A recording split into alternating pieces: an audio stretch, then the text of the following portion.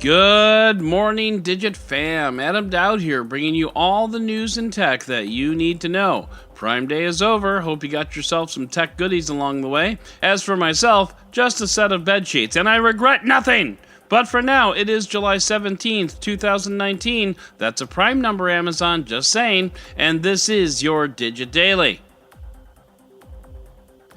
Elon Musk is known for swanky cars and sending rockets to space. Well, now he's coming for your brains too. Elon founded a company called Neuralink, which aims to do exactly what the name sounds like: create a link to your brain. Last night in San Francisco, Musk gave us an update as to what the team has been up to. The team has been working on a sewing machine-like robot that can implant ultra-fine threads into the brain, and that's a great description because as far as I'm concerned, sewing machines themselves are some kind of black magic. But anyway, these threads would be 4 to 6 microns in diameter and placed adjacent to neurons in the brain. They would detect neural activity and relay that information back. And just to make things as weird as possible, it relays that information back via a USB-C port, so at least the connection's reversible, right? Seriously, they've been testing this tech out on rats, and we have a photo of a rat with a USB-C port sticking out of its head like some kind of dongle you'd find on ThinkGeek.com. It's both amusing and slightly disturbing. Anyway, Elon is hoping to receive FDA approval and implant threads into the human brain as early as Q2 of 2020, and that's less than 1 year away, folks. Musk also stated on stage that a monkey has been able to control a computer with its brain, to which my first response was, monkey? You said rats. Where did monkeys come from?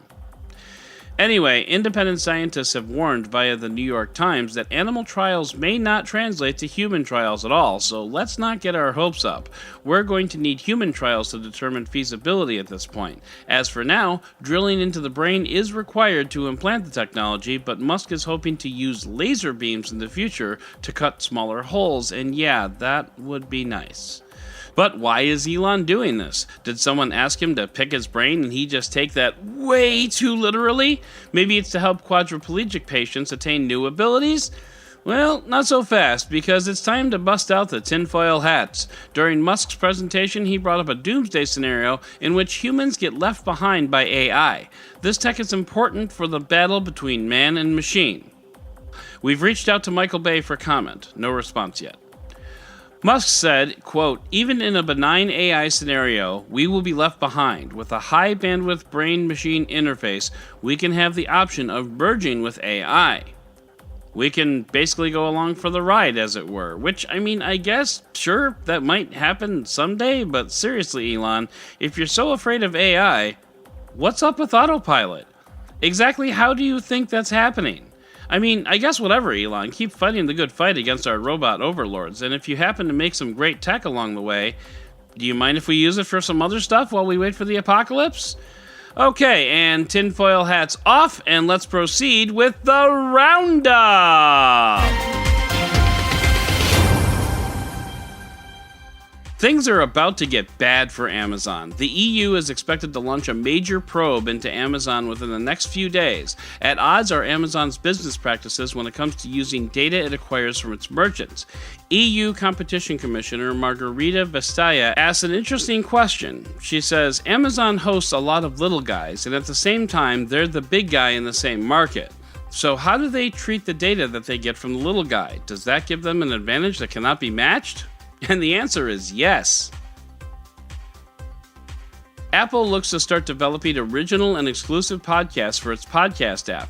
Just what shape these podcasts would take is unclear. Would you need a subscription? Would you only be able to listen to them through the Apple Podcasts app, but they'd still be free? It's anyone's guess. Personally, I'm becoming a little concerned over some of these podcasts that are living behind a paywall. I don't want that to become the norm. I don't want podcasting to become a siloed trash fire before they've really had a chance to become mainstream. Of course, after they become mainstream, all bets are off. I'm kidding, but seriously, I don't want stuff like this to be a reason to weaken the platform in general. The New York Times posted a story debunking the myth that 5G rollouts will cause cancer in your brains. Of course, the SoundGuys podcast and the Android Authority podcast have already tackled this subject in regards to Bluetooth, so let's complete the trifecta. Radiation coming from cell phones, like Bluetooth and Wi-Fi and 5G and all that other tech, falls into a class called non-ionizing radiation that is not harmful to people at all.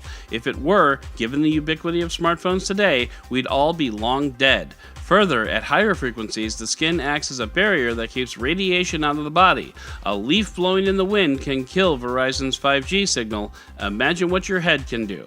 Relax, people. It's not a problem. Pearson is a major college textbook publisher and announced a plan to phase out physical textbooks in favor of digital.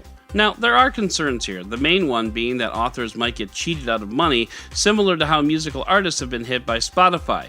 Pearson assures detractors that authors will still get paid. Another fear is Pearson further locking down the walled garden that is college textbooks. There's already very little competition there. But on the other hand, Pearson makes some good points. Digital text will allow for more interactivity, video, plus dynamic updates to the text as needed. Plus, in the Netflix, Spotify world of college, people expect to rent, not buy. It kind of makes sense, but it also gives me pause. And finally, we are getting a fourth Thor movie, and Ragnarok director Taika Waititi is returning to helm the project. Waititi rose to instant fame with his take on Thor Ragnarok and has been in high demand ever since. Chris Hemsworth is also returning to the film, and fun fact, this is the first Marvel superhero to warrant a fourth standalone film. Congrats, Thor! Of course, there are still questions to be answered. Will he appear alongside the Asgardians of the Galaxy? Why does he leave them? Will he still be Fat Thor? Stay tuned, we'll be keeping a close eye on this one. So that is going to do it for today's Digit Daily. If you'd like to learn more about any of these stories, check out the links in the show notes and subscribe to our daily newsletter on Digit.com. And if you like what you heard, subscribe, leave a review, and don't forget to tell your friends about DigitDailyPod.com. Once again, I'm Adam Dowd, Dead Technology on Twitter, and we'll talk again tomorrow.